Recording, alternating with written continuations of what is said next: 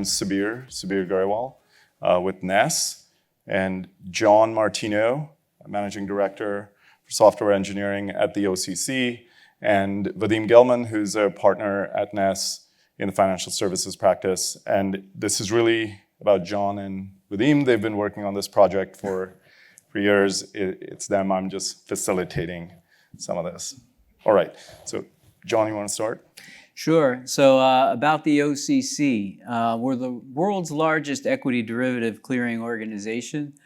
The services we provide are issuance and clearance of issuance and guarantee of U.S. listed contracts, clearing and settlement, and risk management. The risk management part, I want to note that we have a number of analytic models in our IT portfolio, and we run countless scenarios every day. So there's a huge need for computational power. And as we'll talk about a little bit later, some of the data streaming that we're doing. We currently operate on 18 different option exchanges, 2 future exchanges. We also have a stock lending service that we provide. And last year, talking about those risk management services, we cleared over 11 billion contracts, which is about 44 million a day. So very high volume, very high need for computational power on our side. So with that, I'll turn it over back to you, Subir. Yeah. All right, so very quickly about Ness. We're a full lifecycle digital transformation company. We're 5,000 people, primarily developers spread out across the globe. And what I think is relevant for this audience and this session is that we have a particular expertise in streaming technology, and that's what we've helped implement at OCC. We're also a Confluent partner, and thrilled this year to see the Flink product at Confluent. So. Yeah, back to me about Ovation and Renaissance. So our current platform, known as Encore, is a mainframe-based, 2-tier, 20-plus-year-old system. It's a platform that has served us very well in the industry. But those of you who are familiar with the options industry probably know that over the past 14, 15 years, we have seen exponential growth. We've seen growth 280-fold in terms of volumes. And what that means with a platform like Encore is that you need bigger mainframes over time in order to keep up with that kind of growth. So we recognized that and knew that it was time to make a change, and that's how we embarked on the Renaissance program. So at that point, it was, okay, we know we wanted to go to the public cloud, but what are the cornerstone technologies that we wanted to employ in order to get there? And that's where Kafka and Flink came in. So with that, I think I'll turn it over to Vadim, and he can tell you a little bit about that journey. Hello. So as John pointed out, it was a migration story. Sometimes people call it modernization, replatforming, whatever we're going to call it. OCC was running at data center in mainframe, and they simply start running out of cycles in data center, just simply because they highly regulated. Regulators come in pretty much on a yearly basis and ask for more and more analytical runs to analyze whether they have enough coverage, because they are a provider of systematic risk, so nobody wants that, and they want to make sure that OCC have enough coverage to, in case of default, to make sure that government doesn't need to step in. So there's obvious choices when you're doing migration. Kafka, well, obviously you need to move the data from data center to the cloud. And they quickly realized that the way for them to do it is to put all the data on a Kafka and then start rebuilding the new system on the cloud while they're still running the old system. Kubernetes, well, obviously, if you also trying to run between cloud and they're regulated, so John will be addressing the kind of physical infrastructure and limitations that they have to run on-prem as well. So we are running in 3 different regions. We are planning to run in 2 regions in the cloud and 1 region in data center. So Kubernetes will provide this transparency. No matter where you run, you will be able to maintain your deployments. That was obvious. What was not obvious was Flink. Flink was something new that they did not know about it, and they tried to implement whole architecture using microservices. That's failed. They tried to go to, given that they had Kafka, they have Kafka streams. That's failed as well. So the problem was simple. Large amount of data, huge rate of data change that's happening at the same time. And the very first system that they tried to build was something they didn't have before. They were trying to do a real-time P&L system. And in real-time P&L, you have 6 million positions that are changing all the time in real time. You have 2 million instruments that are changing all the time. You have 2 million instrument prices changing all the time. So they're trying to make sure that the real-time P&L was data, consistency of the data was important. So you cannot make bad data decision because they're using that particular system for limit monitoring. When too many losses on the client side, they can make additional calls, and they cannot be inconsistent. So none of those systems worked, and they tried to do those, and they came to us and said, we need a new way of thinking, how we can accommodate that large amount of data coming to us at the same time and be able to maintain the data consistency. That's how we came with the Flink. We ran Flink for about 6 months POC because we had to convince the clients, the board, that's actually the right technology. And then we were given go ahead and do it. So we've been building now the new system being built on Kafka and Flink. Again, Kafka provides us data replication across all the regions, and Flink is our pretty much engine. We have about 18 different risk applications running in about 5 to 10 different modes. So the nightly runs that happens, it's about like 80 to 100 different runs that are happening all the time. And that just was not able to achieve in the current infrastructure.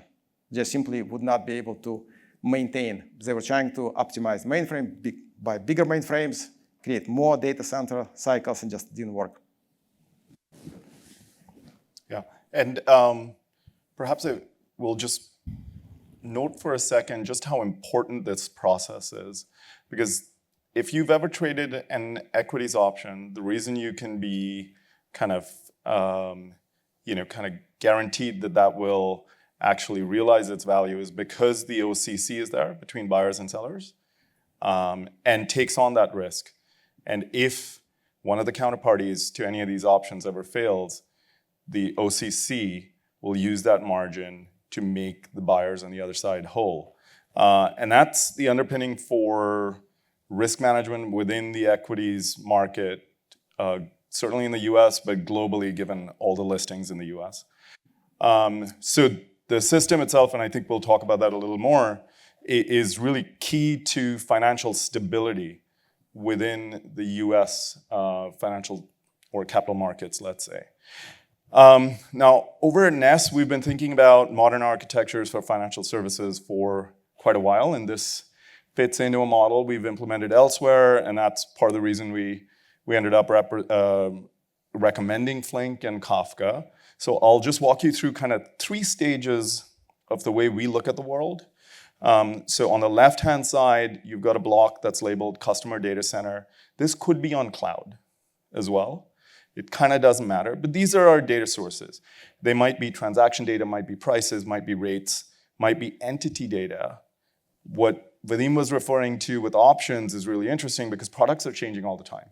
New strikes, new expirations. So the product overturn, or turnover rather, in the options world is very different from, let's say, the cash equities market, where there aren't that many new listings of stocks. But in the derivatives market, you will have thousands of new contracts, contract specifications every day.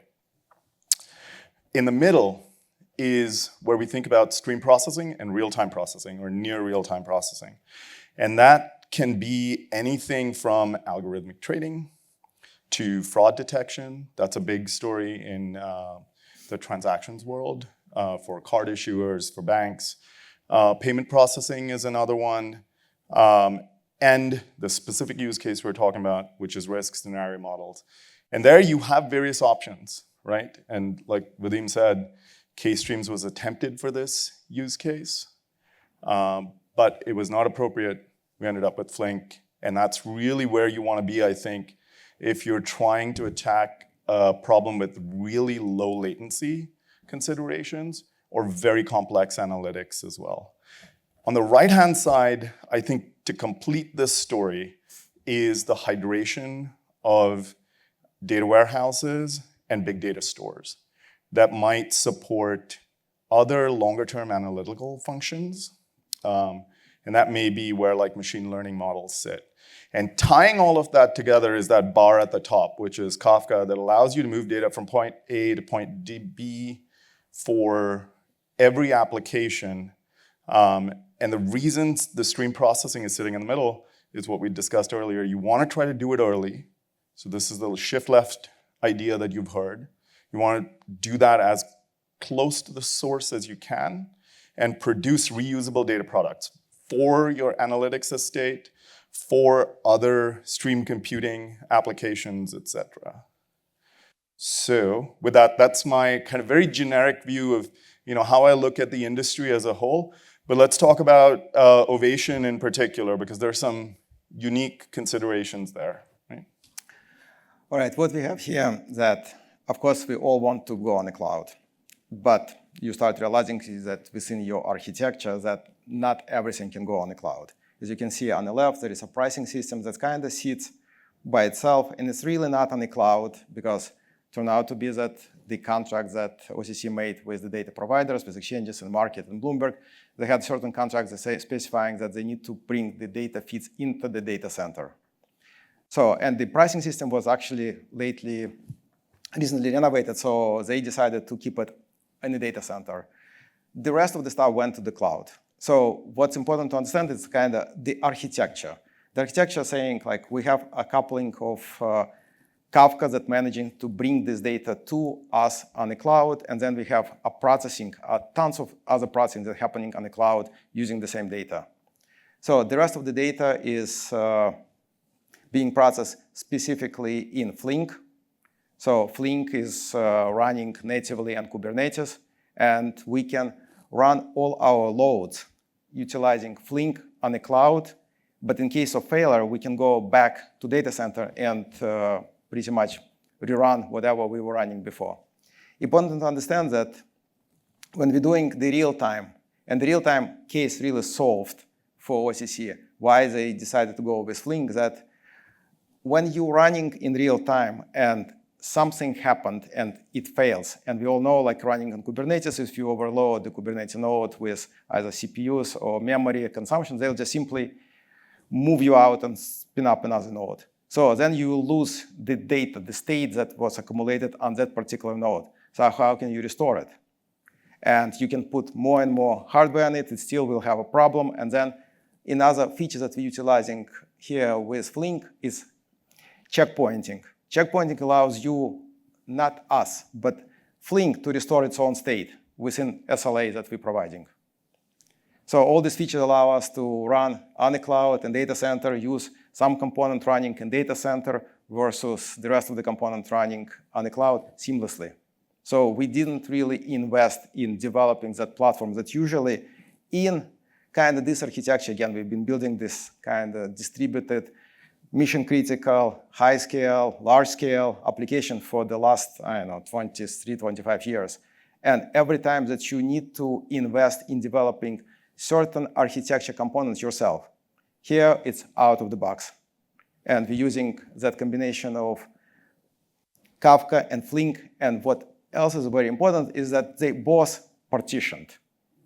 So you have partitioning on a Kafka, you have partitioning on a Flink. You can match those partitions and the data ingestion into memory becomes super fast. That's why we would be able to do all these runs. Not just simply saying we'll just throw more hardware on it, but utilizing more smartly. And that's what we are doing here. Yeah, and the computation, and when we're talking about all of these runs, it's a option valuation for a particular position, but done 10,000 times because We'll it's get a to Monte it on Carlo another simulation. Yeah. So there's a lot of computation involved. So we're what's known in the industry as a SIFMU, a systemically important financial market utility. What that means is that we're at the apex of the regulatory pyramid. So we're the most highly regulated entity you can have in financial services. With that comes the fact that we have to offer extreme resiliency and redundancy in our solutions. So in our migration to the cloud, what you're seeing in front of you, the services, which is a subset of what we have. We actually, it's much more complex than what we showed in the previous slide. But those services are running in the public cloud. We're going to have two regions. So the primary region, which is where all of our services will be running, will have full redundancy in there. So we're going to be running on the AWS cloud. There'll be two availability zones in that primary region. Everything's going to be running hot, automatic failover for any type of failure that we might see. Kafka will be replicated to the secondary site both async and synchronously, depending upon the topic. And then our EDB storage, which is our permanent store, that will be replicated async to the secondary region. Secondary region is a mirror of the primary region. It too has two availability zones within it. Most of the applications are running hot. We do have a couple that are running hot-warm, and for those we'll have a 2-hour recovery time objective for failover. So just within the cloud, you have essentially 4 layers of resiliency. That's not enough for us as a SIFMU. We actually have a 5th layer, which is within our own on-prem data center. We have 2 QTS data centers. In one of those data centers, we will host all the infrastructure that we need to run everything, all of those services. And as I said, if we have a complete failure of the cloud, both regions will fail over locally to our on-prem site. I just wanted to point out what you see on the extreme left-hand side are exchanges and clearing members will actually be coming in through the QTS data center. That's where the authentication will all take place, and then they'll be routed over into the cloud. A lot of complexity there, so I think what we'll do is Vadim will talk a little bit about some of the technical challenges that we have. So as we said, we do a lot of runs. So we, in Risk, has about 18 applications. We're running them in different modes, so it's about 80 to 100 different runs that need to happen. So the main goal is not to crash, because in case of the crash, you need to start invoking the orchestration dealing with your crash, because your data, you're feeding somebody else, and that they're waiting for your data, so you need to complete. You need to complete all this in timely manners, because we do, some of them participate in the settlements, money movement, some of them reporting to regulators, so all of them have to complete. So main objective is be able to not crash, but if you crash, recover. And that's what we're utilizing mostly Flink for, to be able to seamlessly run, be able to rerun, and recover in case of the crash. We also figure out that the word streaming is sometimes be confusing, because streaming is for real time. But if you go to any financial organization, you have very few applications that actually require real time. Most of our applications are nightly batches, so we run them in the batch mode. And the batch mode then becomes pretty much a compute grid. That's what Flink is. It's a compute grid with state management, so we don't need to worry about transferring data between the different processes. Most of our processes are run on 20 to 30 different sub-processes, so we're talking about complex processing of the data with lots of aggregation and in between. And finally, we need to do a lot of computation, pure computation, because we're running Monte Carlo simulation, so every option needs to be priced 10,000 times. And that's just for one run, and we have many of them. So we need to be able to also parallelize. And how can you parallelize when your analytical layer cannot be parallelized? So we have a good relation between us and analytical team, the quants, that were able to provide us the analytics that also parallelizable. So we run actually analytic within Flink. So Flink to us is not just a platform that we take the data, massage the data, put it in some kind of data lake, and then analytical layer will take it and process the results. We actually run them inside. That gives us another opportunity not to avoid deserialization multiple times. So it allows us to run the process that used to take like 3 to 4 hours in 20 to 30 minutes. Pretty much data, once we pick up data from Kafka in a very, very fast way, because again, it's all partition and we're running the same number of partition, number of task slots in the Flink, so it allows us to source the data in. Everything else is in memory, running in memory of the Flink. Flink manages for us the state management and allows us to invoke analytical processes within Flink, passing data to them directly without serialization or deserialization. Of course, there is GNI layer, but it's kind of less time-consuming than you need to put the data somewhere and then allow that to be picked up from another process. Scaling, we're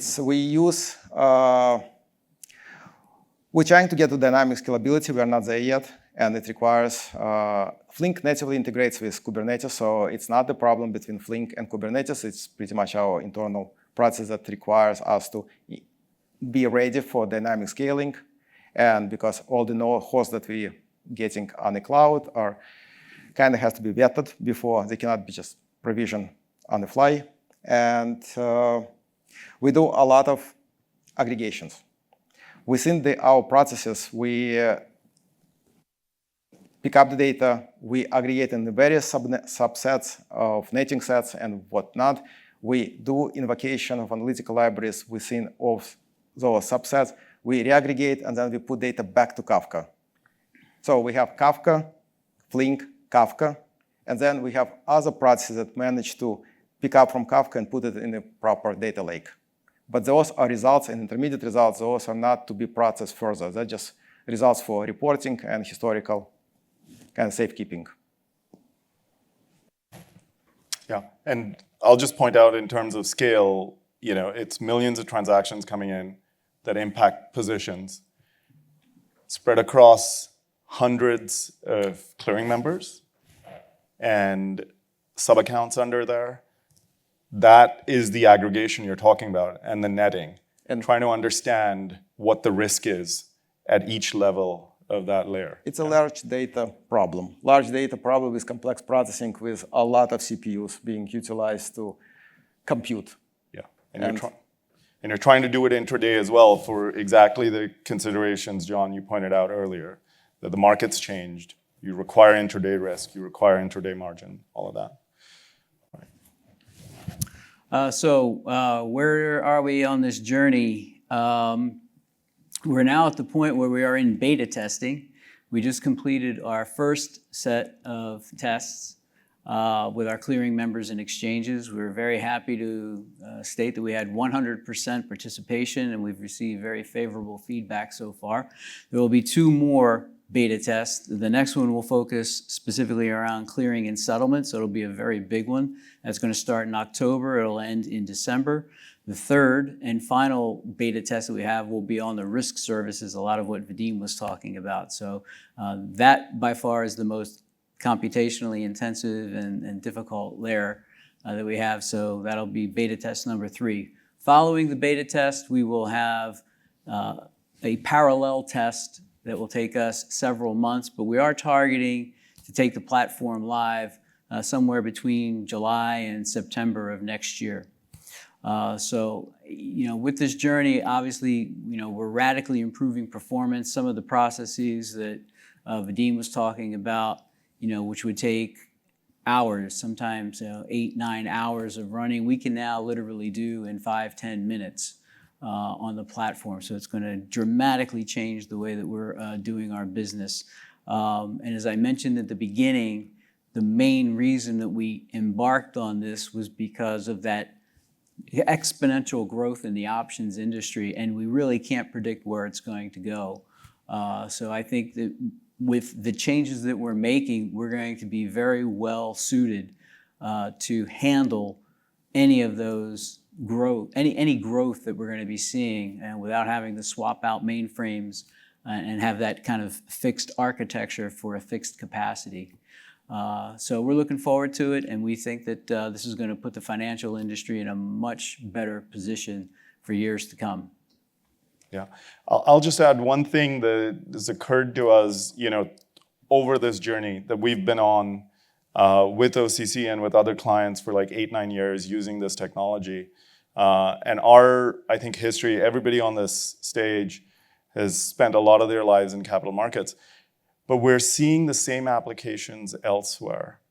I had a conversation 2 weeks ago with a transport client who said they have a what-if scenario engine for flight cancellations because that changes so many things across their network. So that's a Monte Carlo simulation that they run with many, many different paths that you have to traverse to arrive at an optimal scenario if there's a weather event or something like that. We're seeing similar things in healthcare. I think you've heard about some feedback loops here for ML models that can impact operations. We talked about robotics in the opening keynote. We've seen that.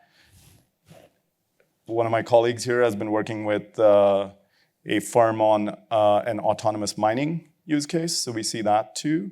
Same underlying technology, trying to collect a lot of data, do some intensive computation with it, and then return results back into the real world. And it's really interesting for me personally to see all of these patterns and techniques that we've been using in capital markets get employed in other industries. And I think we have like maybe 10 minutes for questions if there are questions. Thanks.